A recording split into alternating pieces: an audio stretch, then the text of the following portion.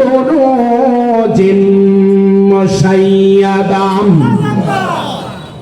আল্লাহ তাআলা বলেন, মৃত্যুর ভয়ে তুমি যেখানে পালাও না কেন, মৃত্যুর ভয়ে যেখানে তুমি পালাও না কেন, যদি তুমি সাগরের নিচেও যদি পালাও, মৃত্যুর ভয়ে যদি তুমি লোহার সুন্দকের ভিতরে যদি তুমি পালাও, মৃত্যুর ভয়ে যদি তুমি মাটির নিচেও যদি পালাও, আজরাইল আলাইহিস সালাতু ওয়াস সালাম তোমার রূহটা কবজ করে নিয়ে আসবে।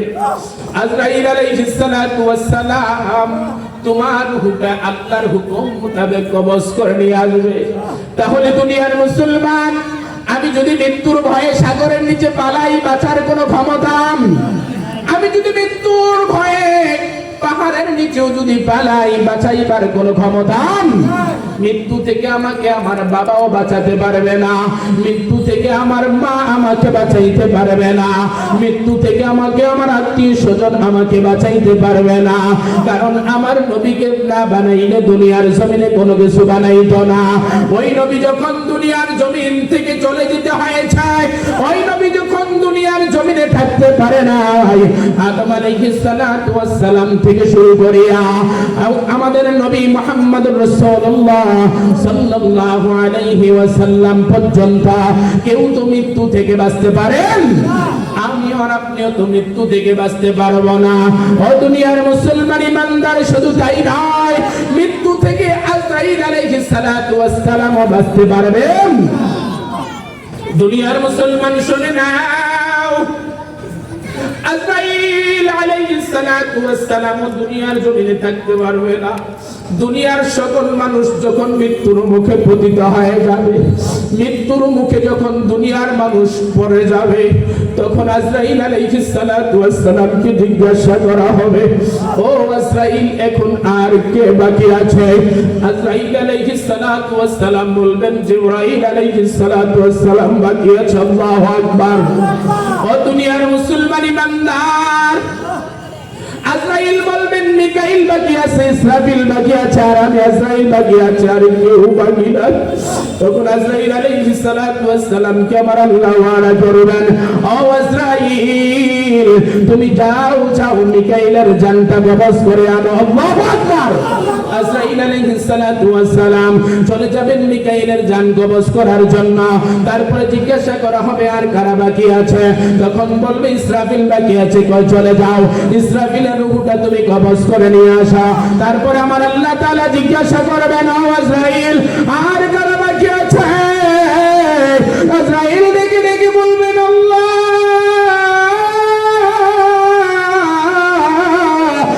আর কেউ বাকি নেই, জিবরাইল বাকি আছে। আজরাইল আলাইহিস সালাতু ওয়াস সালামকে আমার আল্লাহ তাআলা নাকি বলবেন, যাও যাও যাও, জিবরাইলের জানটা তুমি কবজ করে নিয়ে আসো।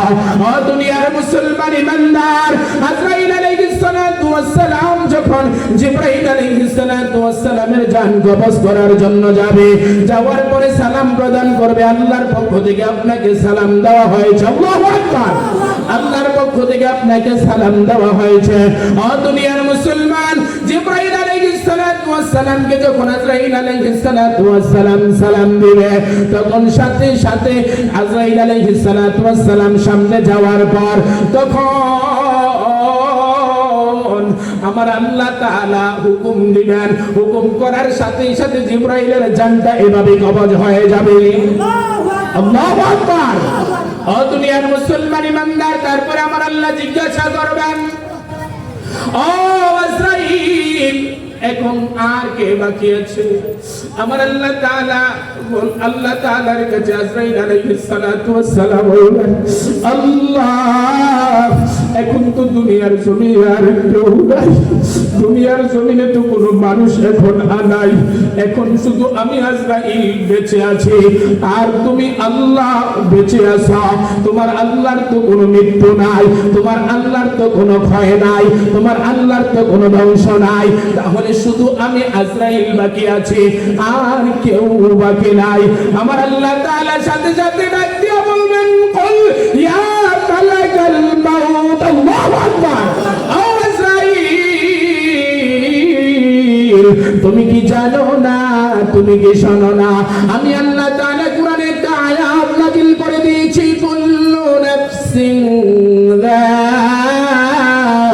ইকাতুল মাউত। আল্লাহু আকবার।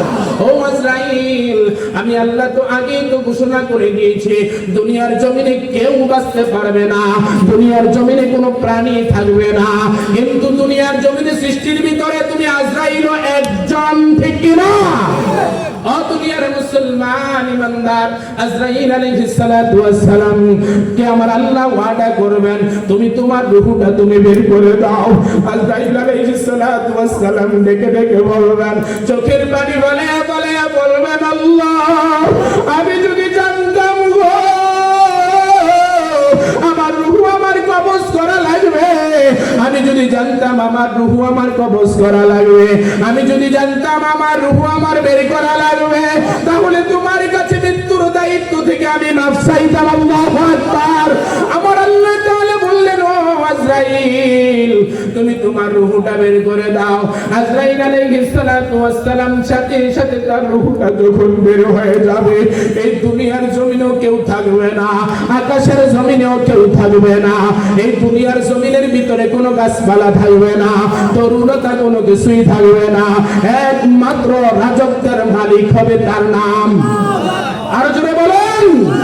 আমার আল্লাহ ডেকে ডেকে বলবেন, ও দুনিয়ার ক্ষমতাশালীরা, যারা 5 বছর ক্ষমতা পাইয়া 17 বছর খাটিয়েছ, তো তোমাদের ক্ষমতা, ঠিক কিনা? ও দুনিয়ার মুসলমান, আমার আল্লাহ তাআলা ওই সময় ডাক দিয়ে বলবেন, ও ক্ষমতাশালীরা, যারা দুনিয়ার জমিনে চেয়ার পাইয়া, যারা দুনিয়ার জমিনে ক্ষমতার আসন পাইয়া আমার আল্লাহর আইন বাদ দিয়ে তোমার মন গড়া মতন আইন চালু করেছ, তোমার ইচ্ছা মতন আইন চালু করেছ, ও তোমাদের ক্ষমতা, আজকে ক্ষমতার মালিক আরে জোরে বলেন। ও দুনিয়ার মুসলমান ইমানদার, আমার আল্লাহ তাআলা ক্ষমতা দিতেও পারে আবার নিতেও, সম্মান দেওয়ার মালিককে। আরো জোরে বলেন নাম। ওয়া তুইজ্জু মান তাশা ওয়া তুযিল্লু মান তাশা বিয়াদিকাল খায়র ইন্নাকা আলা কুল্লি শাইইন কাদির।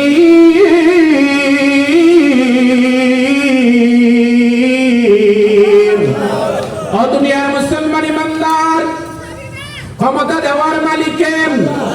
ইজ্জত দেওয়ার মালিক কে? সম্মান দেওয়ার মালিক কে?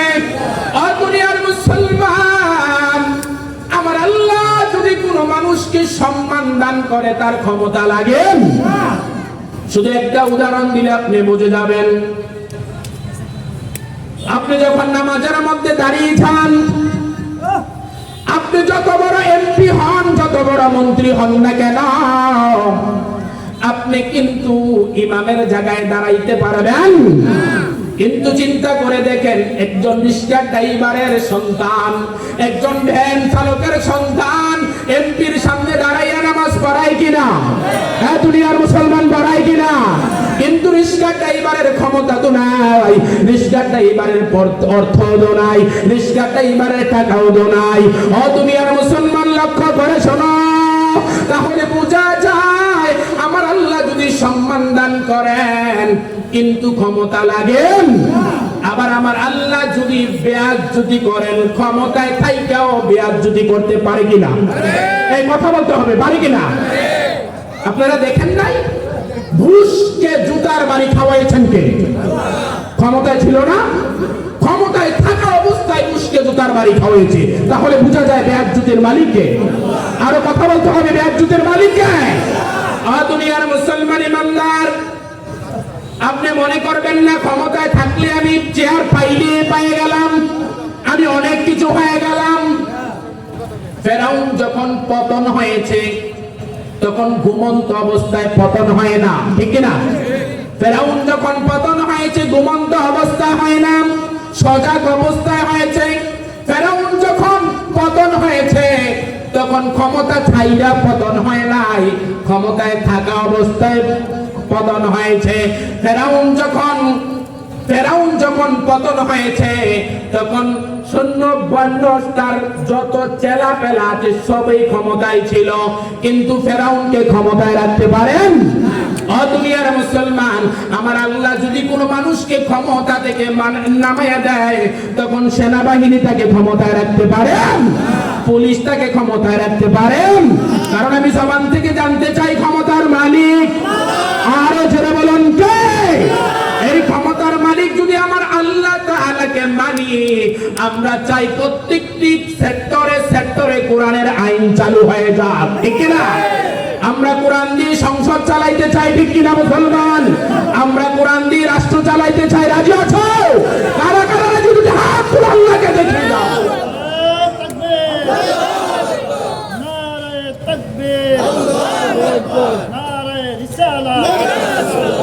আল্লাহ কবুল করুক, সবাই বলে আমিন। আমরা কোরআন দিয়ে দেশ চালাইতে চাই, ঠিক কিনা মুসলমান?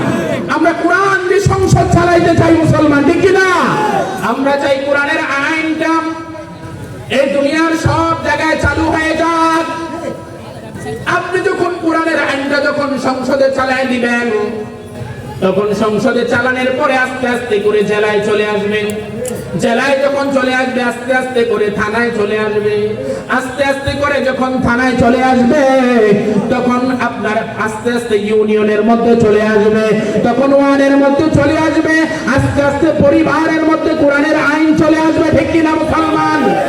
দুনিয়ার মুসলমান, যখন আপনি কোরআন দিয়ে আপনার পরিবারটা চালাবেন, আপনি যখন কোরআনের আইন দিয়ে আপনার পরিবার চালাবেন, চালানোর পরে তখন আপনার মাঝে কোরআনের আইন চালু হয়ে গেলে আপনার বিবি আর বেপরদায় থাকবেন, আপনার বিবি আর বেপরদায় চলবে না। যখন কোরআনের আইন চালু হয়ে যাবে, তখন আপনার ছেলে আর ইয়াবাখোর হবে না, ঠিক কিনা মুসলমান? আপনার ছেলে আর গাঁজাখোর হবে না। ও দুনিয়ার মুসলমান ইমানদার, কোরআনের আইনটা যখন চালু হয়ে যাবে, তখন মানুষের একটাই ভয় থাকবে, আমি আমার আল্লাহ তাআলাকে কিভাবে পাবো, ঠিক কিনা?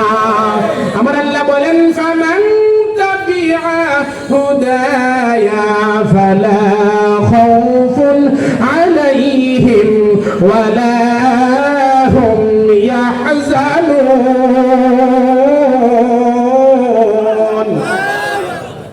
আমার আল্লাহ তাআলা বলেন, কোন দেশের মধ্যে যদি যেই বান্দা কোরআনের আইনটা সামাজিক জীবনে মানবে, রাষ্ট্রীয় জীবনে মানবে, পারিবারিক জীবনে মানবে, তার জন্য কোনো ভয় নাই, কোনো চিন্তা নাই, কোনো পেরেশান নাই। ঘোষণাটা কার? আরে জবান খুলে বলুন। মুসলিম শরীফের বর্ণনা বলছি, কোন দেশের মধ্যে যদি কোরআনের আইন চালু হয়ে যায়, ওই দেশের সরকার যদি কোরআনের আইন মতো দেশ চালায়, ওই দেশের মধ্যে চুরি হওয়ার কোনো সম্ভাবনা থাকবে? ওই দেশের মধ্যে ডাকাতির কোনো সম্ভাবনা থাকবে? ওই দেশের মধ্যে কোনো জেনা থাকবে? ও দুনিয়ার মুসলমান ইমানদার, কারণ হলো কোরআন দিয়ে যখন আপনার রাষ্ট্রটা চলে যাবে, কোরআন দিয়ে যখন আপনার রাষ্ট্র চলবে, সমাজ চলবে, পরিবার চলবে, তখন তিনি জানবেন, আমি যদি চুরি করি আমার হাত কেটে দেওয়া হবে, ঘোষণা কার? আমি যদি জেনা করি পাথর মেরে আমাকে বিদায় করে দেওয়া হবে, ঘোষণাটা কার? তখন মানুষ চিন্তায় হয়ে যাবে, আমি এই দুনিয়ার জমিনে কোরআনের বাইরে আর যাব? কোরআনের বাইরে গেলে আমার চলার মতো কোনো রাস্তা থাকবে?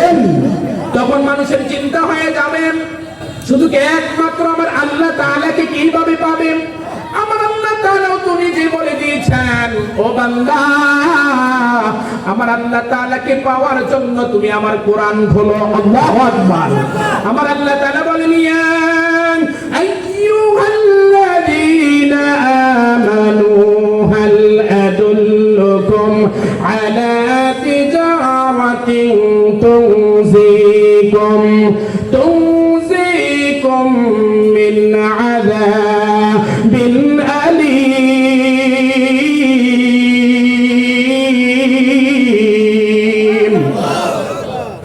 আমার আল্লাহ তাআলা বলেন, ইয়া আইয়ুহাল্লাযীনা আমানু, হে ঈমানদারগণ। কাকে বলেছেন? ঈমানদারদেরকে। এখন প্রশ্ন হলো, এটা কিন্তু একটা ক্লাস, আমি একটা কথা কোরআনের বাইরে বলছি, একটা ক্লাস। আপনি সুন্দর করে এখানে বুঝতে হবে, এটা বাবার কিচ্ছা নিয়ে আমি এখানে বসি নাই, আমি কোনো বিভিন্ন কিচ্ছা নিয়ে এখানে বসি নাই। কোরআন তো কোরআন দিয়ে কথা হবে ইনশাআল্লাহ। দুনিয়ার মুসলমান, আমার আল্লাহ এখানে বলছেন, ইয়া আইয়ুহাল্লাযীনা আমানু, হে ঈমানদারগণ। এখন প্রশ্ন হলো, ঈমানদার কারা? আল্লাহ তাআলা বলেন এখন ঈমানদার কারা এটা তোমরা বিবেচনা করো। এখন আমার প্রশ্ন হলো, আমরা দুনিয়ার সব কাজ ছেড়ে দিয়ে আমরা এখানে জান্নাতের বাগানে আসতে পেরেছি। আমরা ছেলের মায়া করলাম না, বিবির মায়া করলাম না, সম্পদের মায়া করলাম না, কোনো কিছুর মায়ায় তো আমি করলাম না। সব মায়া ছেড়ে দিয়ে যেহেতু জান্নাতের বাগানে আসতে পেরেছি, আমি আর আপনি দাবি করতে পারি আমি আপনি ঈমানদার। আল্লাহু আকবার। তাহলে বোঝা যায় কথাটা আমাকে আর আপনাকে বলছেন, ঠিক না? ইয়া আইয়ুহাল্লাযীনা আমানু, হে ঈমানদারগণ, হাল আদুল্লুকুম আলা তিজারাতিন তুনজিকুম, আমি কি তোমাদেরকে এমন একটা আমল শিক্ষা দেব না? আমি কি তোমাদেরকে এমন একটা ব্যবসা শিক্ষা দেব না? আমি কি তোমাদেরকে এমন একটা ইবাদত শিক্ষা দেব না, যেই ইবাদতটা শিক্ষা দিলে, যেই আমলটা শিক্ষা দিলে, যেই ব্যবসাটা শিক্ষা দিলে মিন আযাবিন আলীম, জাহান্নামের দুনিয়া এবং আখিরাতের শাস্তি থেকে তোমরা মুক্তি পেয়ে যাইবা। আল্লাহু আকবার। ও দুনিয়ার মুসলমান ঈমানদার, এই ইবাদতটা শিখার দরকার আছে না নাই? এই কথা বলতে আছে না নাই? আল্লাহ তাআলা বলেন এমন একটা ইবাদত, এমন একটা কাজ, এমন একটা ব্যবসা আমি শিক্ষা দেব না, যেই ব্যবসাটা শিক্ষা করলে, যে আমলটা করলে, যেই কাজটা করলে মিন আযাবিল আলীম, তোমরা জাহান্নামের কঠিন আযাব থেকে তোমরা মুক্তি পেয়ে যাইবা। আমার নবী সাল্লাল্লাহু আলাইহি ওয়াসাল্লাম যখন এই কথা সাহাবীদেরকে বললেন, ও সাহাবীরা তোমরা কি ইবাদত শিখবা না? সকল সাহাবীরা বললেন, ইয়া রাসূলুল্লাহ, ইয়া হাবিবাল্লাহ, ও আল্লাহর নবী গো, আপনি যদি আমাদেরকে ইবাদত শিক্ষা না দেন, আপনি যদি আমাদেরকে ইবাদত শিক্ষা না দেন, আপনি যদি আমাদেরকে আমলটা শিক্ষা না দেন, তাহলে আমরা কোথায় থেকে শিক্ষা গ্রহণ করব? সাথে সাথে আমার নবী আমলটা ইবাদতটা শিক্ষা দিলেন কোরআন থেকে। আল্লাহু আকবার। কোথায় থেকে? কোথায় থেকে?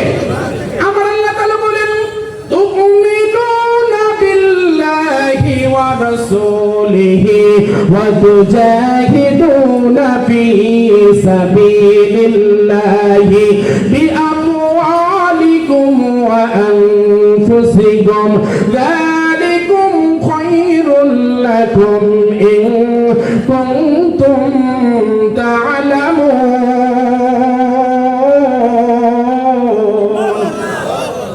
কথাকার আরো জবান খোলে। আল্লাহ তাআলা বলেন, তুমিনুনা বিল্লাহি, সর্বপ্রথম ঈমান আনতে হবে কার প্রতি? আরো জোরে বলেন না। এই আয়াত থেকে তিনটা পয়েন্ট বের হয়েছে। কয়টা পয়েন্ট? এই কথা বলতে হবে, কয়টা পয়েন্ট? একটা পয়েন্ট হলো তুমিনুনা বিল্লাহ, সর্বপ্রথম আমার আল্লাহর প্রতি ঈমান আনতে হবে, তারপরে আমার রাসূলের প্রতি ঈমান আনতে হবে, তারপর পয়েন্টটা হলো তুজাহিদুনা ফি সাবিলিল্লাহি বিআমওয়ালিকুম ওয়া আনফুসিকুম, যালিকুম খায়রুল লাকুম ইন কুনতুম তা'লামুন। আমি যে তোমাদেরকে জান দিয়েছি, আমি যে তোমাদেরকে মাল দিয়েছি, এই জান এবং মাল দিয়ে আমার আল্লাহ তাআলার দ্বীন কায়েম করার জন্য জিহাদ করতে হবে। কার কথা? ও দুনিয়ার মুসলমান ঈমানদার, তিনটা পয়েন্ট। সর্বপ্রথম তুমিনুনা বিল্লাহ, আমার আল্লাহর প্রতি ঈমান আনতে হবে। ও দুনিয়ার মুসলমান, আমার আল্লাহ তাআলার প্রতি তুমি ঈমান আনছো, কিন্তু ঈমান আছে না নাই তুমি বুঝবা কি করে? কিন্তু আমার আল্লাহ তাআলার প্রতি ঈমান আনবা, এটা বললেই হবে না। আমার আল্লাহর প্রতি ঈমান আনা মানে হলো আমার আল্লাহর প্রত্যেকটি আইনের প্রতি বিশ্বাস করা, ঠিক না? তাহলে জমিনটা কার? এই কথা বলতে হবে, কার? কার কথাই চলবে? তাহলে আপনি যদি আল্লাহর প্রতি ঈমান আনতে হন, ঈমান আনেন, তাহলে এই জমিনটাও আমার আল্লাহর কথা অনুযায়ী চালাতে হবে, ঠিক না? এই জমিনটা আপনি আল্লাহর অনুমতি দিয়ে চালাতে হবে। আমার আল্লাহ যেভাবে বলে আপনি সেভাবে চালাতে হবে। কার কথা? সংসদরা চালাতে হবে কার কথায়? রাষ্ট্রটা চলবে কার কথায়? তারপরে আল্লাহ তাআলার প্রতি আপনার প্রতি পরিপূর্ণ ঈমান হবে, না হয় ঈমান হবে। তারপরে আমার আল্লাহ বলেন, ইয়া আইয়ুহাল্লাযীনা আমানু হাল আদুল্লুকুম আলা তিজারাতিন, আমার আল্লাহ বলেন তুমিনুনা বিল্লাহি ওয়া রাসূলিহি। দ্বিতীয় পয়েন্ট হলো রাসূলের প্রতি ঈমান আনতে হবে, আমার পয়গম্বরগণের প্রতি ঈমান আনতে হবে, আমার রাসূলের প্রত্যেকটি আদর্শ তোমার মানতে হবে, আমার রাসূলের প্রত্যেকটি সুন্নাহ তুমি গ্রহণ করতে হবে। আমার রাসূল যেভাবে যেটা নিষেধ করেছেন এটা তুমি বাদ দিয়ে দিতে হবে। কার কথা? আরো জোরে বলেন। সব কথাগুলো আমার আল্লাহর। 3 নাম্বার পয়েন্ট হলো ওয়াতুজাহিদুনা ফি সাবিলিল্লাহি বিআমওয়ালিকুম ওয়া আনফুসিকুম যালিকুম খায়রুল লাকুম ইন কুনতুম তা'লামুন। আমার আল্লাহ 3 নাম্বার পয়েন্টের মধ্যে বলেন, আমি যে তোমাদেরকে জান দিয়েছি, আমি যে তোমাদেরকে মাল দিয়েছি, এই জান এবং মাল দিয়ে আমার আল্লাহ তাআলার দ্বীন কায়েম করার জন্য জিহাদ করতে হবে। কার কথা? আর মুসলমান রাজি আছো? এই দুনিয়ার জমিনের ভিতরে, বাংলাদেশের জমিনের ভিতরে আমরা চাই প্রত্যেকটি সেক্টরে কোরআনের আইন চালু হয়ে যায়, ঠিক কিনা? এটার জন্য যদি জান দিতে হয়, মাল দিতে হয়, জিহাদ করতে হয়, কারা কারা রাজি আছো? দুটো হাত তুলে আল্লাহকে দেখিয়ে দাও। লিল্লাহি তাকবীর। আল্লাহ তাআলা আমাদের সকলকে কোরআনের জন্য কবুল করে, বলছে আমিন। দুনিয়ার মুসলমান, তারপরে আমার আল্লাহ কি বলছেন শোনেন। যদি তুমি এই 3টা আমল যদি তুমি সঠিকভাবে করতে পারো, আমার আল্লাহর প্রতি যদি তুমি ঈমান আনতে পারো, আমার রাসূলের প্রতি যদি পরিপূর্ণভাবে ঈমান আনতে পারো, আর যদি তুমি দ্বীন কায়েম করার জন্য যদি তুমি চেষ্টা করো, জিহাদ করো, তখন দুনিয়ার জমিনের ভিতরে তোমার শত্রু বেশি হয়ে যাবে। কার কথা? শত্রু বেশি হয়ে যাবে। কারণ ভালো কাজের শত্রু আছে না নাই? এই কথা বলতে হবে, ভালো কাজের শত্রু আছে না নাই? যখন তুমি এই 3টা আমল পরিপূর্ণভাবে করবা, তখন তোমার শত্রু বেড়ে যাবে। তখন তোমার দুনিয়ার জমিনে হামলা হয়ে যাবে তোমার পক্ষে, মামলা হয়ে যাবে তোমার পক্ষে। তুমি ফাঁসির কাষ্ঠের মধ্যে ঝুলতে হবে। একবার নয়, 2বার নয়, 1 বছর নয়, 2 বছর নয়, বিশ্ববরেণ্য মুফাসসিরদের মতো 14 বছর পর্যন্ত জেল কাটতে হবে, ঠিক কিনা? দুনিয়ার মুসলমান ইমানদার, যদি তুমি এই 3টা আমল করো, শত্রু বেড়ে যাবে। আর যদি এই 3টা আমল সুন্দরভাবে করো, তুমি মুমিন হয়ে যাইবা। আর মুমিন ব্যক্তির জন্য সাহায্য করা আমার আল্লাহর জন্য ওয়াজিব। আল্লাহু আকবার। ওয়া কানা আলাইনা নাসরুল মুমিনিন। আল্লাহু আকবার। মুমিনদের জন্য সাহায্য করা আমার আল্লাহর জন্য ওয়াজিব। আল্লাহু আকবার। তারপর আমার আল্লাহ তাআলা অন্য আয়াতে বলেন, আল্লাহু ওয়ালিয়ুল্লাযীনা আমানু ইউখরিজুহুম মিনাজ-যুলুমাতি ইলান-নূর। ও দুনিয়ার মুসলমান, আমার আল্লাহ বলেন, আল্লাহু ওয়ালিয়ুল্লাযীনা আমানু, যারা দুনিয়ার জমিনে যাওয়ার পরে ঈমান এনেছে, ঈমানের দাবি করেছে, আমি আল্লাহ তাআলা তাদেরকে বন্ধু হিসাবে কবুল করে নিয়েছি। আল্লাহু আকবার। ইউখরিজুহুম মিনাজ-যুলুমাতি ইলান-নূর। আমি আল্লাহ তাআলা আমার মুমিনদেরকে অন্ধকার থেকে আলোর দিকে নিয়ে যাই। কার কথা? ও দুনিয়ার মুসলমান ইমানদার, তাহলে আমরা কোরআনের পক্ষে থাকতে রাজি আছি না নাই? আমার আল্লাহ তাআলা বলেন, ও বান্দা শুনে নাও, তুমি যদি নিজেই হেদায়েতের উপরে থাকতে চাও, তুমি কোরআন দিয়ে কথা বলো। কার কথা? আল্লাহর নবী সাল্লাল্লাহু আলাইহি সাল্লাম তিনি বললেন, তুমি যদি নিজে হেদায়েতের উপরে থাকতে চাও, ওয়ামান দাআ ইলাইহি হাদা, তুমি যদি নিজেই হেদায়েতের উপরে থাকতে চাও, তুমি কোরআন দিয়ে কথা বলো। আল্লাহু আকবার। তিরমিজি শরীফের বর্ণনা বলছি, মান ইত্তাবাআল হুদা বিগাইরিল কুরআন আদাল্লাহুল্লাহ। কোন বান্দা যদি কোথাও হেদায়েতের নিয়তে যায়, যদি যাওয়ার পরে যায় দেখে কোরআনের আইন নাই, কোরআনের বিধান নাই, আমার নবীর আদর্শ নাই, আমার নবীর সুন্নাতের তরিকা নাই, যদি বান্দা ওই জায়গায় হেদায়েতের নিয়তেও যদি দেয়, আমার আল্লাহ দায়িত্ব নিয়ে ওই বান্দাকে গোমরা বানায় দেয়। বলে নাউজুবিল্লাহ। আলেম ওলামা এখানে আছে, আদাল্লাহ ইউদিল্লু, বাবি ফাল থেকে এসেছেন।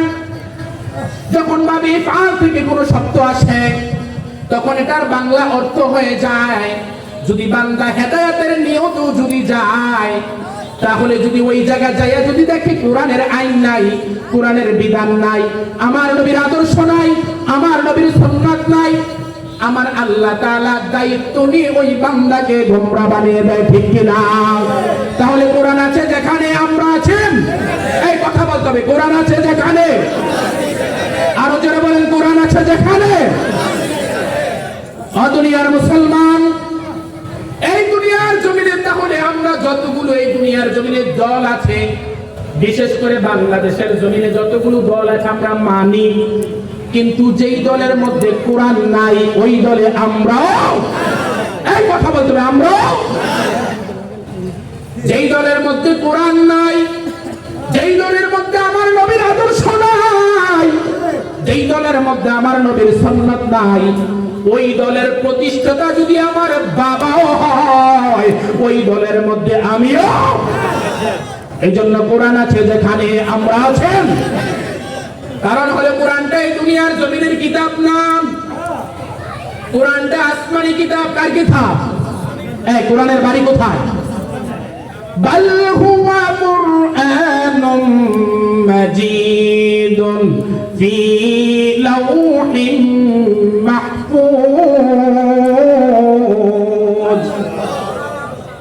দুনিয়ার জমিনের মধ্যে কোরআনের বাড়ি নয়, খুলনার জমিনের মধ্যে কোরআনের বাড়ি নয়, কুমিল্লা জেলার মধ্যে কোরআনের বাড়ি নয়, এই কোরআনটা এসেছে লাউহে মাহফুজ থেকে। আল্লাহু আকবার।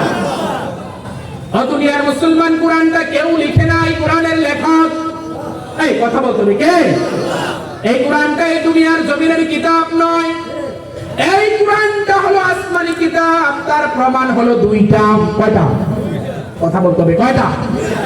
দুইটা কিতাব, দুইটা প্রমাণ। এক নাম্বার প্রমাণ হলো দুনিয়ার জমিনের ভিতরে আপনি যত বই পড়েন, যতই পড়েন না কেন, যত কিতাব পড়েন না কেন, যত পুস্তক পড়েন না কেন, একবার পড়লে আর দ্বিতীয়বার পড়তে মন চায়। কিন্তু আল্লাহ তাআলা যেই কোরআনটা নাজিল করে দিয়েছেন, ওই কোরআনটা জন্মের পর থেকে মৃত্যুর আগ পর্যন্ত পড়লে এটার মজা কমবে। এটা হলো এক নাম্বার প্রমাণ।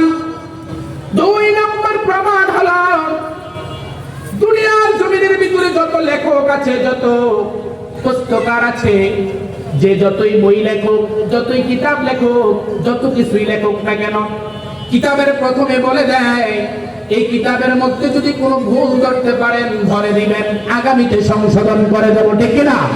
কিন্তু আমার আল্লাহ তাআলা যেই কিতাবটা নাজিল করে দিয়েছেন, কিতাবের প্রথমে আমার আল্লাহ তাআলা বললেন যালিকাল কিতাবু লা রাইবা ফিহি। আমি আল্লাহ এমন একটা কিতাব নাজিল করলাম, আমি আল্লাহ এমন একটা কোরআন নাজিল করলাম যেটার মধ্যে কোনো সন্দেহ নাই, কোনো সন্দেহের অবকাশ। ও দুনিয়ার মুসলমান, যেই কিতাবের মধ্যে সন্দেহ নাই, যেই কিতাবের মধ্যে সন্দেহের অবকাশ নাই, আমরা চাই এই কিতাবের আইন প্রত্যেকটি সেক্টরে সেক্টরে চালু হয়ে যান, ঠিক কিনা মুসলমান? আমরা কোরআন পড়বো, আমরা কিন্তু এখন কোরআন পড়ি না। আর মাহফিলে যখন আমরা কথা বলা শুরু করি, ওই বাবার কাহিনী, ওই বাবার কিচ্ছা, পীর বাবার কাহিনী, এই কিচ্ছা সেই কিচ্ছা আমরা শুরু করে দেই। আল্লাহ নবী বলেন মান ক্বালা বিহি সাদাকা, যারা কোরআন দিয়ে কথা বলে তারাই সত্য কথা বলে। সুবহানাল্লাহ। তাহলে আমরা কোরআন দিয়ে কথা বলার জন্য সবসময় চেষ্টা করি, কারণ হলো কোরআনটা যেই জায়গায় লাগে তার সম্মান বাড়িয়ে দেন কে? এই কথা বলেন, সম্মান বাড়িয়ে দেন কে? আপনি দেখেন দুইটা প্রমাণ। কোরআন শরীফের মধ্যে আমরা যখন একটা গিলাফ লাগাই, এই কাপড়টার দাম হলো অল্প কিছু টাকা, এটা বয়েল কাপড়, মাত্র 30 টাকা, 40 টাকা, 50 টাকা গজার, ঠিক না? কিন্তু যখন এই গিলাফটা আমার পায়ে লেগে যায়, এটা আমি সম্মান করি, এটাকে আমি চুমু করি, এটাকে আমি চুমু খাই, এটাকে আমি সালাম করি। কারণটা কি জানেন? এই কাপড়টা আমার আল্লাহর কালামের মধ্যে লেগেছে, এজন্য এটার সম্মান বাড়িয়ে দিয়েছেন কেন? দুনিয়ার মুসলমান, এই কাপড়টা আমার আল্লাহর কুরআন কোরআনের মধ্যে লাগার পরে তার সম্মান বেড়ে গেল, তার ইজ্জত বেড়ে গেল। কিন্তু শুনে রাখো, আমি যে চেহারের মধ্যে বসলাম, এটার মধ্যে পা লাগায় রাখলাম, কিন্তু এটাকে আমি সালাম করি। কিন্তু মাত্র 50 টাকা 60 টাকা একটা কাঠের রেল, যে রেলটার মধ্যে আমি কোরআন রাখি, ওই রেলটা যখন আমার পায়ে লেগে যায়, এটাকে আমি সম্মান করি, এটাকে আমি ইজ্জত করি, এটাকে আমি চুমু দেই। মুসলমান ঠিক কিনা? এই 5000 টাকা চেয়ারের দাম বাড়ে নাই, এই 5000 টাকা সোফার দাম বাড়ে নাই, কারণ এটা কোরআনের সাথে লাগেন। কিন্তু আমার আল্লাহ তাআলার কোরআনটা মাত্র 50 টাকা 100 টাকা রেলের মধ্যে রাখার পরে এটার দাম বেড়ে গেছে। এটাকে পাও লাগার সাথে সাথে আমি চুমু খাই, ঠিক কিনা? ও মুসলমান ইমানদার, 50 টাকা কাপড়ের দাম যদি চুমু খাই কোরআনের সাথে লাগার কারণে, 100 টাকা কাঠের রেলের মধ্যে যদি আমি চুমু খাই কোরআনের সাথে লাগার কারণে, বলুন তো আমি আর আপনি যদি কোরআন পড়ি, কোরআন অনুযায়ী যদি আমল করি, আমার আর আপনার সম্মান বাড়িয়ে দিবেন কে? আরো জবান খুলে বলেন, কোরআন পড়তে রাজি আছেন না নাই? ও দুনিয়ার মুসলমান, কোরআনকে সম্মান করবেন, আপনাকে সম্মান বাড়িয়ে দিবেন কে? হযরত বিশর হাফি রাহমাতুল্লাহি আলাইহি, আল্লাহর একজন ওলি, আল্লাহর একজন বুজুর্গ বান্দা। বিশর হাফি রাহমাতুল্লাহি আলাইহি তিনি একজন মদখোর ছিলেন। কি খোর? এই কথা বলেন, কি খোর? মদ খাওয়া হারাম না হালাল? কথা বলেন। তিনি একজন মদখোর ছিলেন। সব সময় তার মাকে মদের টাকার জন্য খুব বিরক্ত করতেন, সব সময় তার মাকে নির্যাতন করতেন টাকার জন্য, সব সময় মদের আড্ডায় যাইতেন। আর বিশর হাফি রহমতুল্লাহি আলাইহির মা সব সময় আমার আল্লাহর কাছে দোয়া করতেন, ও মালিক, তুমি আমার বিশরকে কবুল করে নাও, তুমি আমার বিশরকে কোরআনের খাদেম বানাইয়া দাও। মায়ের দোয়া কোনোদিন বিফলে যায় না। একদিন বিশর হাফি রহমতুল্লাহি আলাইহি বন্ধুদের সাথে মদ খাওয়ার জন্য মরুভূমির মধ্যে রওনা হলেন। রাস্তার মধ্যে একটি কাগজ পেয়েছেন, ওই কাগজের মধ্যে বিসমিল্লাহির রহমানির রহিম নাম লেখা। লেখাটা কার? নামটা কার?